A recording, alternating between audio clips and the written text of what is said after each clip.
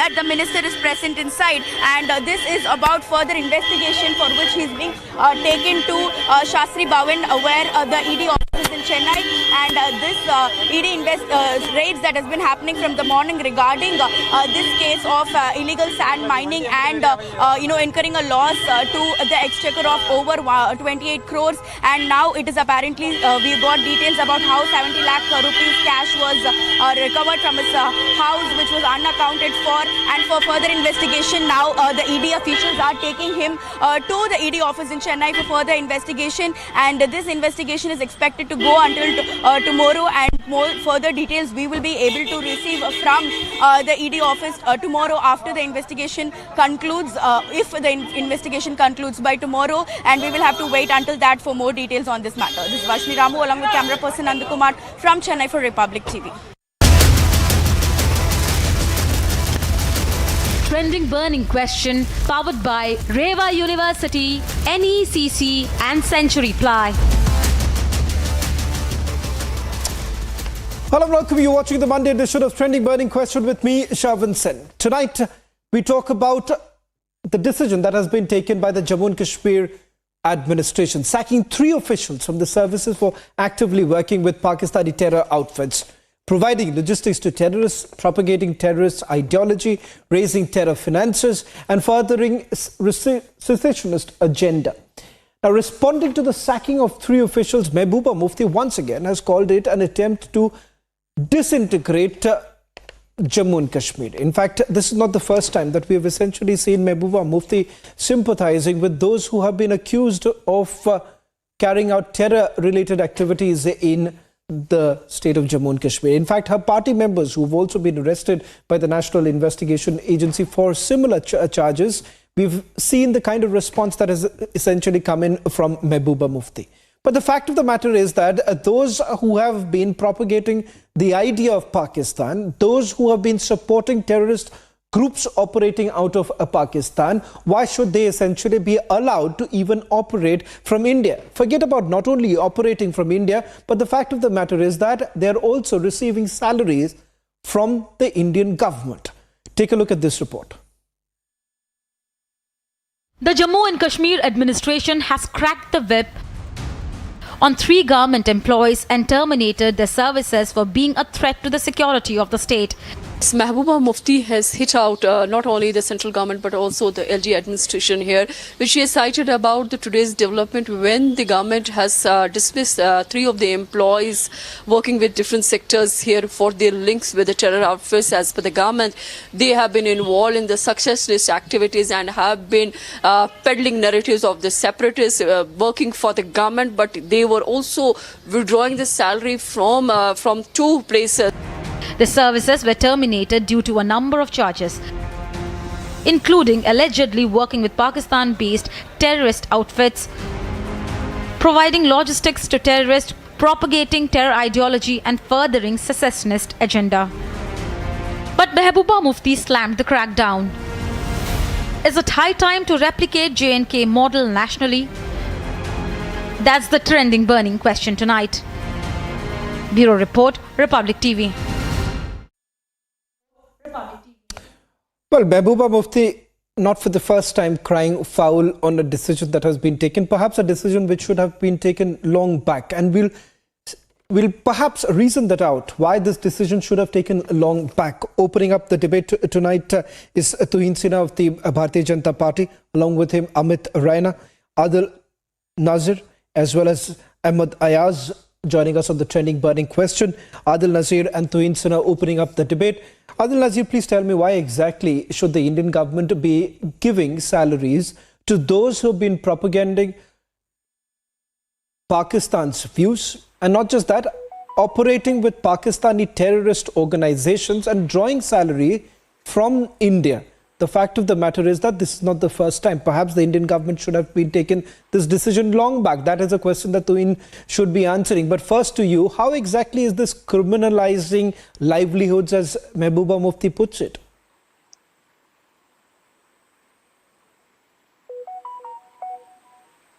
Unfortunately, I'm very shocked on what basis the government of India is taking all these.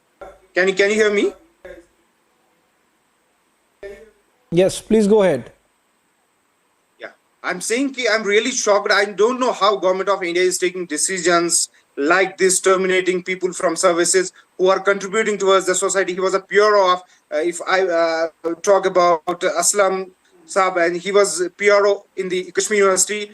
How he was working there, if he is assassination, if he is a separatist, and he was working on the behest of Pakistan. I'm really shocked how government of India suddenly came with this order, and by saying that he was working for the people who are behind the border, who are on the other side of our border.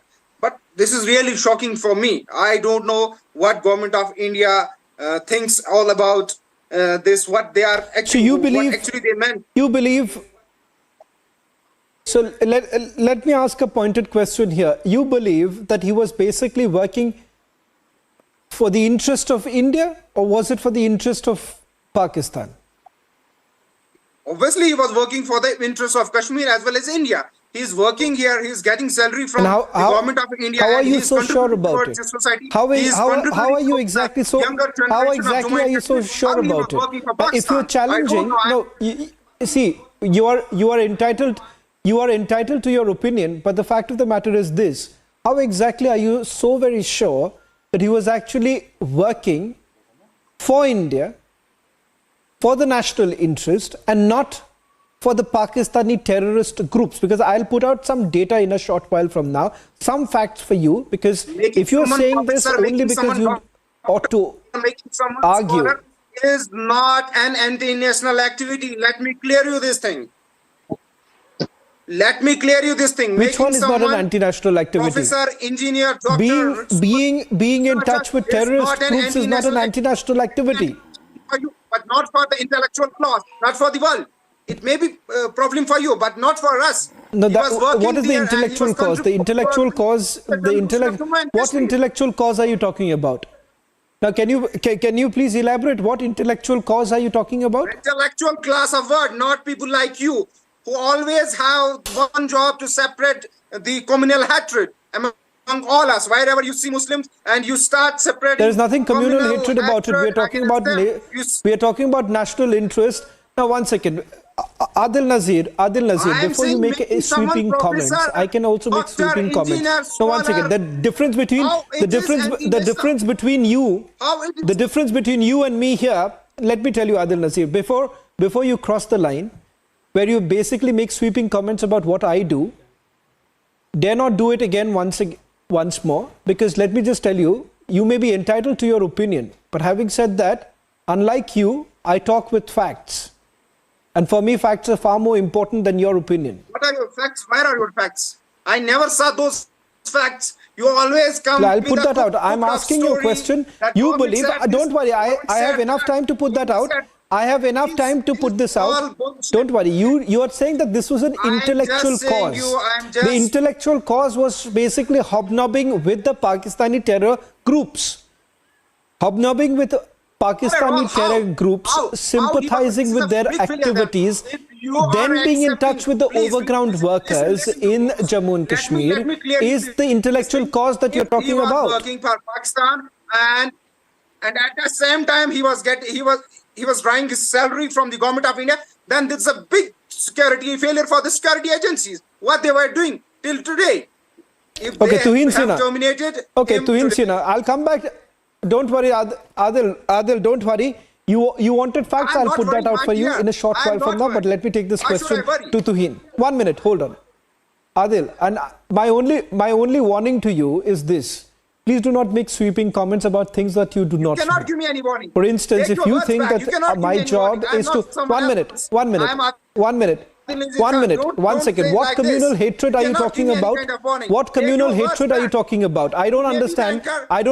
Raising questions about a man who was sympathizing with terrorist groups, does that tantamount to communal hatred? I don't believe. But let me just take this question to Tuhin Sinha. Tuhin Sinha, aren't you waking up a little too late?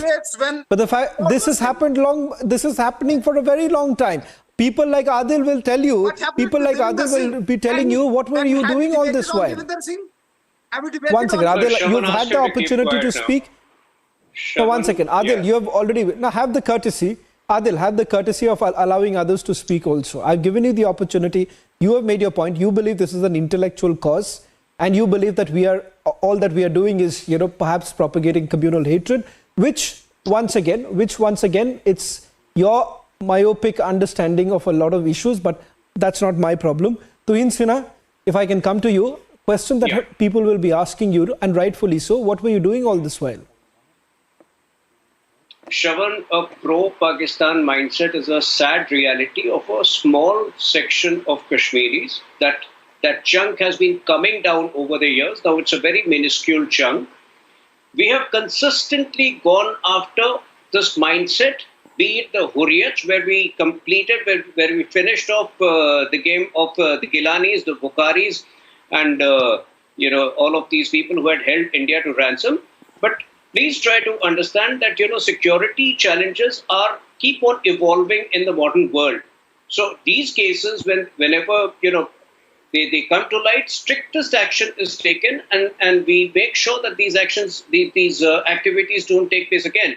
But in the same way that the nature of economy and business is changing, the nature of terrorism is also changing. Now, conventional terror in the valley has come down by 90%. From 5,000 terrorists some 6 or 7 years ago, there are barely 100 terrorists, and they are also operating on a hybrid model. So, there are new challenges. We are up to it, and we will ensure that such things are minimized and don't take place in future.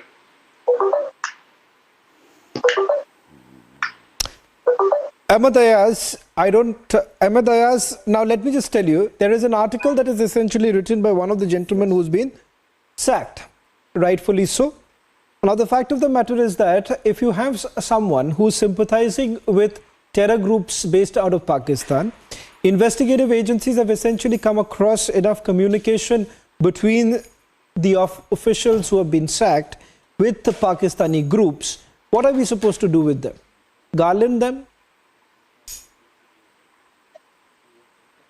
Is this question for me? You see, any action, yes, that question is for you. Action can be taken against any employee who is found. Action can be taken against any employee who is, found to be involved in any misconduct. There's no doubt about it. But as long as these employees are concerned, they are governed by certain rules, like service conduct rules, and then the Standing Orders Act 1946, and which provides action to be taken against the employees for their misconduct. But simultaneously, they are supposed to be given the opportunity of being heard. They can't be, condemned unheard. There is, they are supposed to be given the chance of defending themselves. They are supposed to be given the charge sheet. What are the charges against them? So it cannot be at the whims and fancies of anyone that the employee can be sacked. So as such, in this case, in this instant case, I don't think that has happened. So as such, it does not look to be fair at the face of it.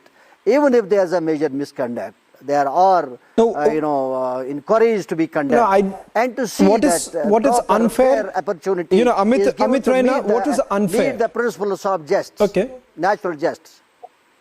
So are you suggesting Ahmed Ayaz, there should have been a warning that should have been sent across? Now, listen, this is not about a disciplinary action to be taken. This is an action which should have been taken by the government long back, but finally they have woken up, at least the Jammu and Kashmir administration has woken up, that these are very people who are not only getting money from Pakistan, but are also taking salaries from the Indian government. Our taxpayers' money was actually being given to none other than sympathizers of terrorists. Amit Raina, if I can come to you, now this is exactly where the problem lies.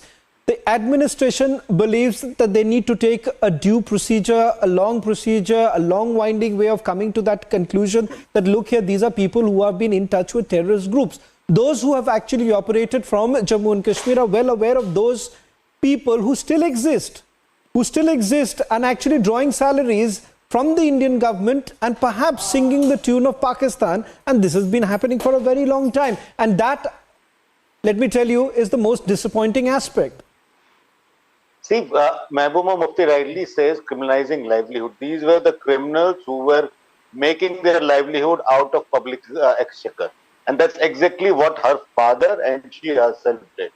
You can pull out the list of police deserters who had joined the terrorist ranks, being taken back into state administration, into state government by Mufti Muhammad Saeed and later by his daughter. You had plans of rehabilitating terrorists who had gone across the border. You called them back under certain SROs and gave them government jobs, and that to plumb government jobs. And you also brought them into police services. So you had a terrorist who was expected to fight his own brethren with whom he was waging war against India. So every attempt was made by these political parties to infiltrate the bureaucracy in Jammu and Kashmir, to infiltrate the police setup in Jammu and Kashmir, so that they could foment trouble at any point of time. You couldn't have a 6 months long Patharbazi in 2010 and 2016, where more than 100 people lost lives, unless and until you did not have your people in the system, and political parties did that. And why should anyone who is in touch with terrorists, who is in touch with ISI, be given any space to explain? 52 dismissals have happened in the last 2 years of people having links with Pakistan, having links with terrorists. Not even one of them has got any bribe from any of the court in this country. What does it tell you? That all of these dismissals were valid. And a common man in Jammu and Kashmir knows which officer is nationalist and who is working on the behest of Pakistan. It is not something which is hidden. Unfortunately, the government is taking too long a time to weed out such people. I think they need to do a mass cleanup once, because bureaucracy is the biggest stumble in Jammu and Kashmir on restoring peace. And they are doing some fine job, but I think they need to speed up on the cleanup process. 6 lakh employees, Jammu and Kashmir has 6 lakh employees, out of which 4.5 lakh are supposedly Muslim. And you have sacked 50, and you have someone from the panel saying that it's a communal activity. Communal activity is one which is being waged against this nation. He should be shaming those people who are waging war against India, who are helping Pakistan kill innocent people, who are helping Pakistan kill our own fellow brethren Kashmiris. Well, in fact, at least the administration has finally woken up. 52, the number that you were basically talking about, Abid, right? That's something that has been, consolidated over a period of time. But the fact of the matter is that there is a lot more that still needs to be done, at least in the interest of the nation. Thank you very much, Tuhin Sinha, Amit Raina, Adil Nazir and Ahmed Ayaz for joining us on the trending burning question. On the other side, the debate with my colleagues Abhishek and Aishwarya Kapoor.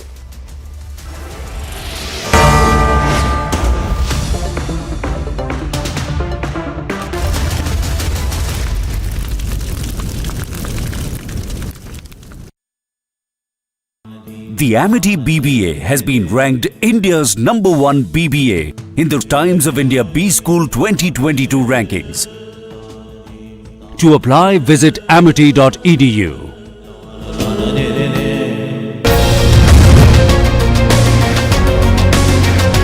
Price of 1 kilo of tomatoes in India today is more than the price of 1 gram of silver. Just 1 kilogram of tomatoes is 40 to 50% his daily wage. That's not feeling the pinch. I don't believe the consumer price index anymore, and we demand a nationwide debate on the subject. I demand public pressure to bring the prices down. I demand the hoarders be caught. I demand accountability by the state and central government.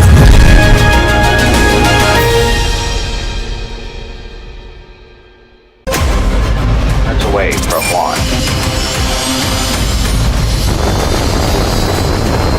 Mark and counting. 4, 3, 2, 1, 0.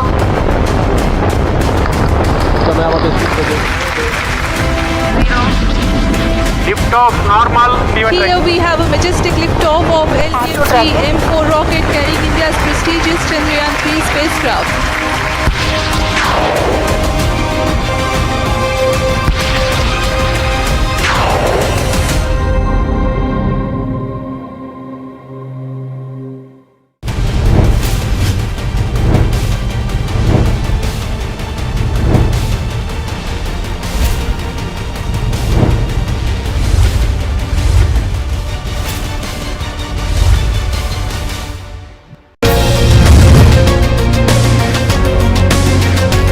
price of 1 kilo of tomatoes in India today is more than the price of 1 gram of silver. Just 1 kilogram of tomatoes is 40 to 50% his daily wage. That's not feeling the pinch. I don't believe the consumer price index anymore, and we demand a nationwide debate on the subject. I demand public pressure to bring the prices down.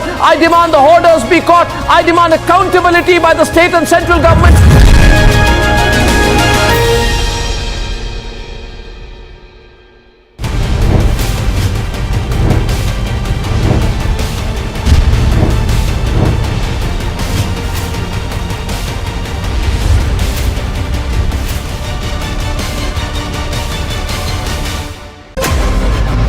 Away from launch.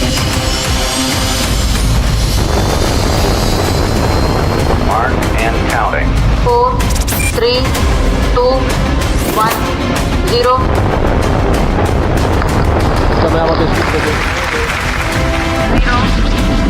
Liftoff normal. Here we have a majestic liftoff of LTM-3 M4 rocket carrying India's prestigious Chandrayaan-3 spacecraft.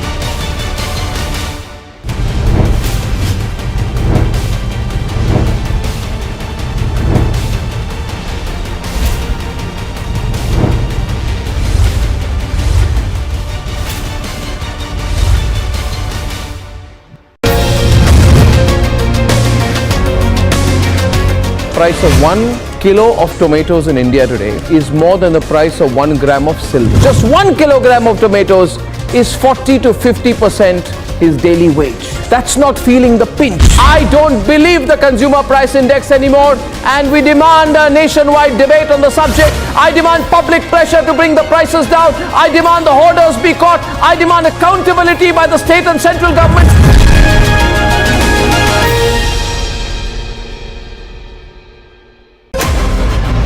Away from launch. Mark and counting. 4, 3, 2, 1, 0.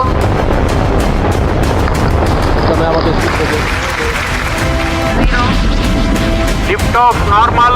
Here we have a majestic liftoff of LTM-3 M4 rocket carrying India's prestigious Chandrayaan-3 spacecraft.